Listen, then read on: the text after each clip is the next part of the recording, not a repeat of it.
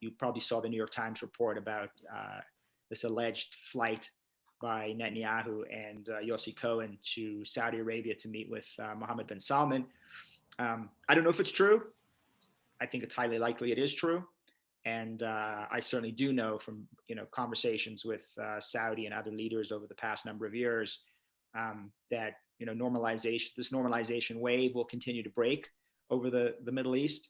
And with the Saudis, it's not a question of if, it's a question of when they actually reach a peace deal with Israel, because they fundamentally understand what I said earlier, and that is that their most lethal threat comes from the Islamic Republic, and with American withdrawal, they are heavily reliant on the IDF and Israeli intelligence to take on this most dangerous enemy.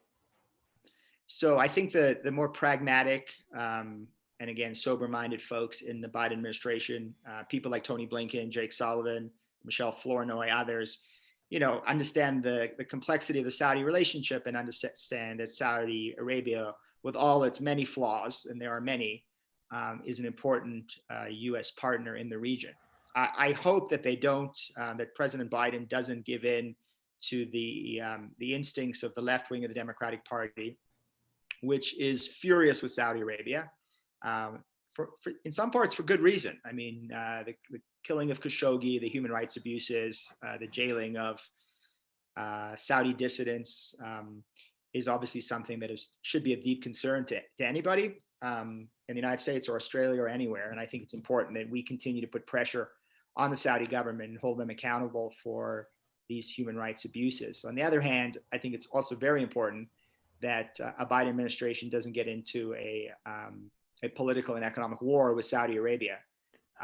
In doing so, if they do choose that direction, there's no doubt in my mind the Saudis will just continue to seek great power cover and support, and they'll look to the Chinese and Russians for that kind of support. I don't know what it does to normalization.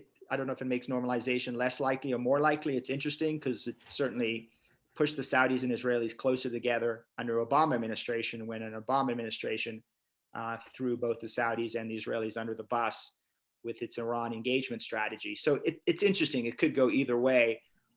I think it's better if a Biden administration builds on what Trump administration has done with the Abraham Accords, brings the Saudis in, gets effectively gets the deal of the century.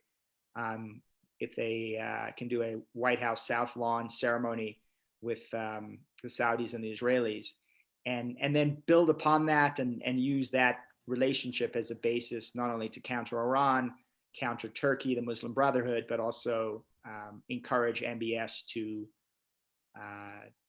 release political prisoners and continue a policy of internal normalization and liberalization that I think he is, at least in some respects, began tentative steps towards.